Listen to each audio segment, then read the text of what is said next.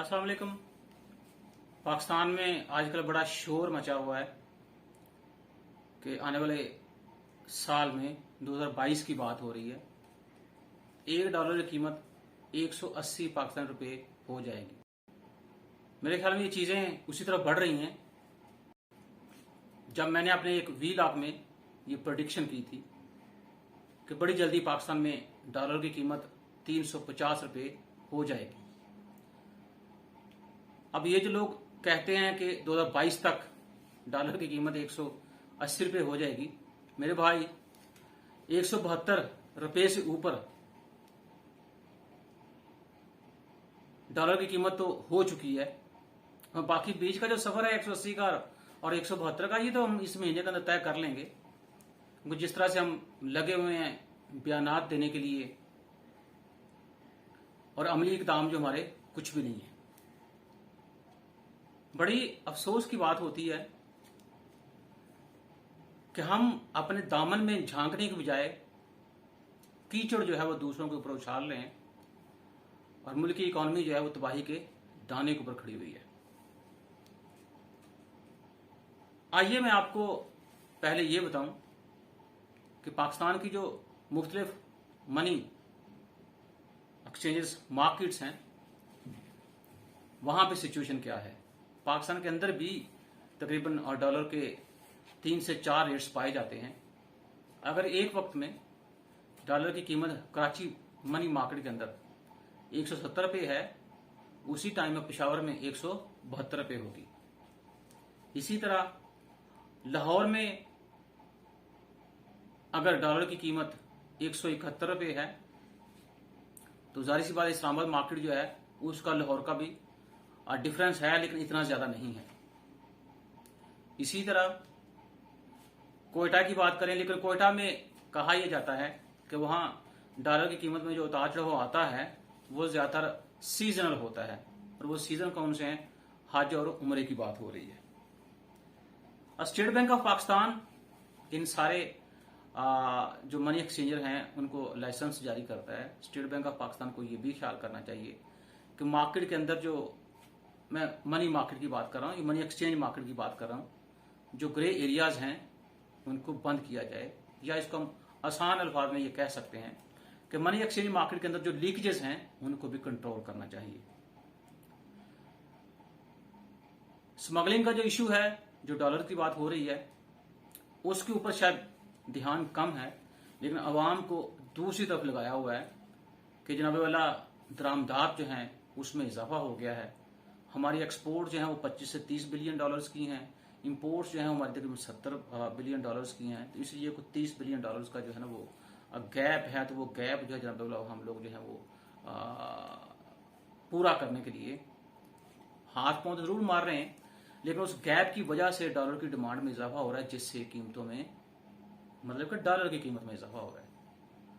पहले हम कहते थे, इसहाक डार साहब ने 2 से 2.5 अरब डॉलर जो है वो मार्केट में फेंका हुआ है, जिसकी वजह से रुपए की कीमत जो है डॉलर के मुकाबले में स्टेबल थी।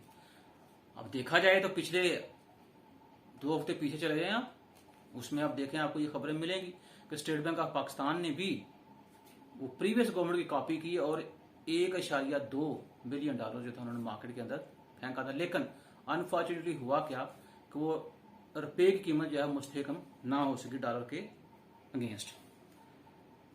अब जैसे कि मैं आपसे जिक्र कर रहा हूं कि होता क्या है, जब हम स्मगलिंग की बात करते हैं तो मुख्तलिफ रूट्स हैं जो इस्तेमाल किए जा रहे हैं डॉलर को अफगानिस्तान स्मगल करने के लिए। उसमें देखा जाए तो सबसे पहले अगर हम बात करें, कराची मार्केट से 54 डॉलर स्मगल हो रहा है, और वही बात कि ये अभी जो लीगल मार्केट है वहां से डॉलर स्मगल नहीं हो रहा, जो ग्रे मार्केट है आपकी वहां से डॉलर स्मगल हो रहा है। अच्छा, अब अगर इस चीज को देखा जाए, अब कहा यह जाता है कि जब हम कोयटा की बात करते हैं, जिसे जहां मैंने आपसे कहा कि कोयटा में डॉलर की डिमांड में जो फ्लक्चुएशन आती है वो सीजनल होती हैं। कोयटा से 54 डॉलर स्मगल होता है तो पूरा एक मुनज़्ज़म ग्रुप है। इसी तरह जब रावलपिंडी से पिशावर डॉलर स्मगल होता है और पिशावर से तुरखम डॉलर स्मगल होता है, तो वो भी एक मुनज़्ज़म ग्रुप है। और बड़ी मजे की बात यह है कि ये इस पूरे टाइम में 1 से 1.5 घंटे में रावलपिंडी से डॉलर जब पेशावर पहुंचता है तो लोग राब्ते में रहते हैं। हमारे पास दुनिया की स्ट्रॉन्ग 3 एजेंसीज हैं, तो ये जब इस तरह की कॉल्स आती हैं, ग्रे कॉल जिसे कहते हैं, तो मेरे ख्याल में उनके कोड्स जो हैं उनको तोड़ के तो हम लोग पता कर सकते हैं कि ओरिजिनल जो है बात क्या हो रही है। क्योंकि इस तरह के जब कॉल्स आते हैं तो उसमें वो डायरेक्ट ये तो नहीं पूछेंगे हाँ जी डॉलर कहाँ तक पहुंचा है, तो जाहिर सी बात है वो कुछ ना कुछ उन्होंने कोड रखे थे जिनको हमें अंडरस्टैंड करने की जरूरत है ताकि उस स्मगलिंग को हम कंट्रोल कर सकें। इसी तरह से अब रावलपिंडी जो है अगर उसकी बात करें तो ये कैपिटल सिटी ऑफ पाकिस्तान जो है उसकी नाक के नीचे से ये काम हो रहा है। हाँ ये भी हमें वो देखने की जरूरत है।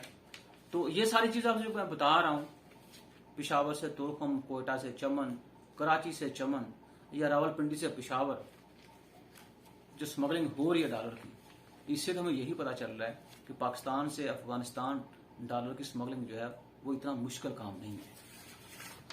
अब देखना ये कि उसमें रूट्स कौन से इस्तेमाल हो रहे हैं। आमतौर पर आपको पता है कि पैदल भी है और गाड़ियों पे भी है। गाड़ियों की जब मैं बात करता हूँ तो मैं ट्रक्स की बात करता हूँ। तो हो क्या रहा है कि आपको बहुत बड़ी बोरियां जो भर भर के वो अफगानिस्तान नहीं जा रही, वो इस तरह से है कि पैदल चलने वाले लोग जो उनका इस्तेमाल किया जाता है। किसी को $10,000 दे दिए गए, किसी को $20,000 दे दिए गए, किसी को $30,000 दे दिए। तो यूं छोटे छोटे अब कह लें कि अमाउंट्स जो हैं डॉलर्स के वो मुख्तलिफ तरीके से लोगों को दिए जाते हैं जो कि उसको लोगों को दे के चलते हैं।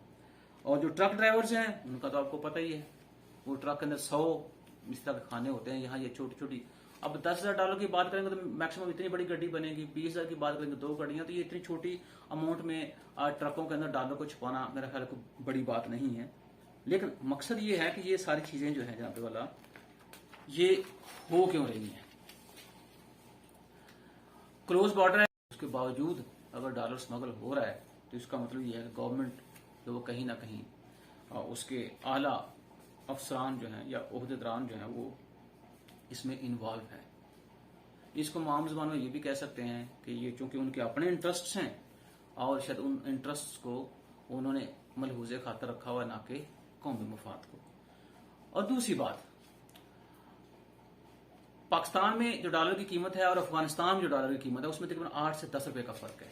अगर डॉलर जो है वो आपको 170 रुपए में कराची से मिल रहा है तो अफगानिस्तान में काबुल में आपको वही डॉलर 178 रुपए मिलेगा। तो ये एक अट्रैक्टिव चीज है जो इन्वेस्टर्स को इधर लेके आ गई है कि ठीक है यहां से डॉलर खरीदो और इसको काबुल मार्केट में बेचो तो आपको प्रॉफिट जो है वो अच्छा खासा मिल जाएगा। अब देखना यह है कि आया कि वो हमें जो काबुल में डॉलर की प्राइस है और जो पाकिस्तान में डॉलर की प्राइस है उसका डिफरेंस खत्म करना चाहिए या हमें लॉ इम्प्लीमेंटेशन एजेंसी जो है उनको एक्टिवेट करना चाहिए ताकि हम स्मगलिंग को रोक सकें। हाँ ये बात ठीक है, मानता हूं मैं कि पाकिस्तान के अंदर एक्सपोर्ट्स और इंपोर्ट्स के दरमियान गैप है और इस गैप की वजह से डॉलर की डिमांड में इजाफा हो रहा है। लेकिन हमें वो जो इंपोर्ट्स हैं उसके स्ट्रक्चर को भी तो देखना चाहिए, उसके पैटर्न को देखना चाहिए या इंपोर्ट्स मिक्स देखना चाहिए। जब दुनिया की महंगे तरीन सौदे करेंगे आप गंदम खरीदने के लिए, चीनी खरीदने के लिए, टमाटर खरीदने के लिए, और ये वो चीजें हैं जो हम पाकिस्तान के अंदर बड़े खुश उसलूबी से पैदा कर सकते हैं। लेकिन बड़ी तरतीब और बड़ी प्लानिंग के साथ हमारे एग्रीकल्चर सेक्टर जो है उसको भी मैं समझता हूं कि छुरा फेरा गया है। कहने को तो ये कहते हैं कि इस दफा हमने 1100 अरब जो है वो किसानों के पास आया है।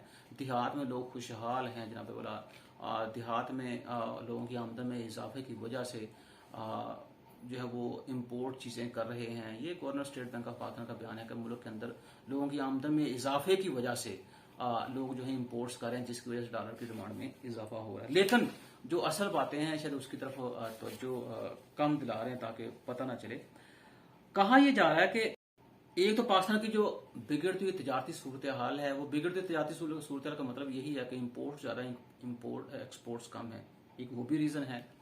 फिर अमेरिकन स्ट्रिक्ट मॉनेटरी पॉलिसी लेके आ रहे हैं, ये उसकी भी रीजन है एक। उसके बाद ये जो आपको मैं अभी लंबी तमहीद बांधी है कि पाकिस्तान से अफगानिस्तान डॉलर जो है वो स्मगल हो रहा है, और ये सारी चीजें जो है जनाब वाला मिल मिला के पाकिस्तान के अंदर डॉलर की कीमत को दिन ब दिन बढ़ाते जा रहे हैं। अभी शायद 2 दिन पहले थोड़ा सा और पीछे चले जाए तो अमेरिकन पार्लियामेंट में एक बिल पास हुआ है कि वो कंट्रीज जिन्होंने तालिबान की हुकूमत को या तालिबान को सपोर्ट किया, उन कंट्रीज के ऊपर इकोनॉमिक पाबंदियां लगा दी जाए, मुआशी पाबंदियां जिसे कहते हैं। और मेरे ख्याल पाकिस्तान को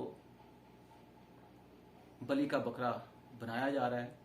और अल्लाह ना करे अगर ये काम हो गया तो फिर ये डॉलर 180 तो क्या, पाकिस्तान में 350 रुपये ही बिकेगा। अल्लाह ताला हमें इन कॉन्सिक्वेंसेस से बचने की तौफीक दे, हमारे हुक्मरानों को अपनी अकल इस्तेमाल करने की ताकत दे ताकि वो आने वाले हालात को अपनी अकल के मुताबिक हल कर सके।